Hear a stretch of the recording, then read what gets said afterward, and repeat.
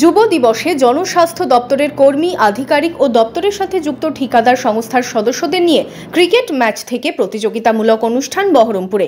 গত 3 বছর ধরে এমনই অনুষ্ঠান হয়ে আসছে। রবিবার কাশিমবাজারে প্রথমে 2টি প্রীতি ক্রিকেট ম্যাচের আয়োজন করা হয়। এর পাশাপাশি বিভিন্ন প্রতিযোগিতামূলক অনুষ্ঠানেরও আয়োজন করা হয়। সব দিনের মতন আজকের দিনটা নয়, আজকের দিনটা হচ্ছে জাতীয় যুব দিবস, স্বামী বিবেকানন্দের জন্মদিন, এবং এটা একটা ছুটির দিন।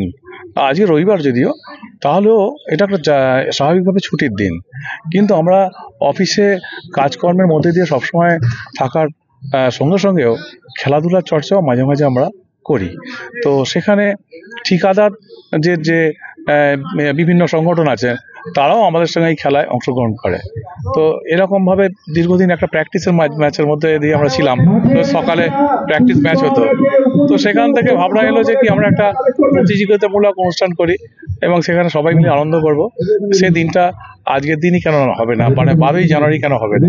তো সেটা 12ই জানুয়ারিতে করলে আরো ভালো হবে। এবং অনেক মানুষ দেখবেন ছুটির দিনে, এবং যুব সম্প্রদায়, মেনলি যুব সম্প্রদায়ের যে তারা উদ্বুদ্ধ হবে খেলাধুলার মাধ্যম দিয়ে যে বিভিন্ন কালচার এবং বিভিন্ন চিন্তা ভাবনাকে আরো প্রসারিত করা যায়, তারই আজকে একটা নমুনা রাখা গেল। আজকে এটা আমাদের 3য় বছর।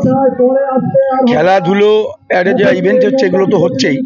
আমাদের মূল উদ্দেশ্য হচ্ছে এই যে আমাদের মানে বিটুইন ডিপার্টমেন্ট অ্যান্ড ঠিকাদার্স, এই এজেন্সিদের সঙ্গে ডিপার্টমেন্টের একটা সৌহার্দ্যপূর্ণ পরিবেশ বজায় রাখা, একটা সম্প্রীতির পরিবেশ বজায় রাখা। এর বেনিফিটটা পাই যে জেলায় বিভিন্ন প্রকল্প চলছে, এরা যাতে সুষ্ঠুভাবে রূপায়িত করা যায়।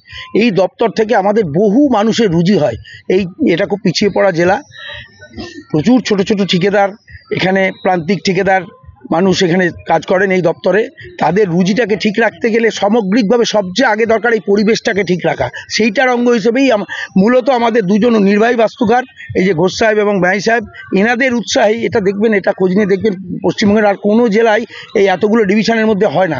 দপ্তরের সারা বছর কাজের সাথে যুক্ত সকলের মধ্যে সৌভ্রাতৃত্ব বজায় রাখতে এদিন খেলাধুলোর পাশাপাশি পিকনিকেরও আয়োজন করা হয়।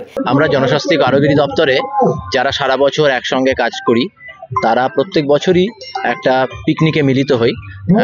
এই পিকনিকের মাধ্যমে আমরা আমাদের যারা স্টাফ এবং কন্ট্রাক্টর বন্ধুরা আছেন, সবাই একসাথে একদিন একটু আনন্দ করি, এবং এতে আমাদের সবার মধ্যে একটা সৌহার্দ্য ভাব জন্মায় এবং সবাই বিষয়টাকে খুব এনজয় করেন।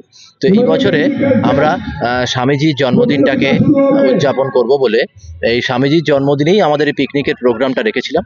এই পিকনিকের প্রোগ্রামের সঙ্গে প্রত্যেকবারই আমরা যেমন করি, ক্রিকেট ম্যাচ একটা আয়োজন করা হয়েছিল, কন্ট্রাক্টরস ভার্সেস অফিসার্স।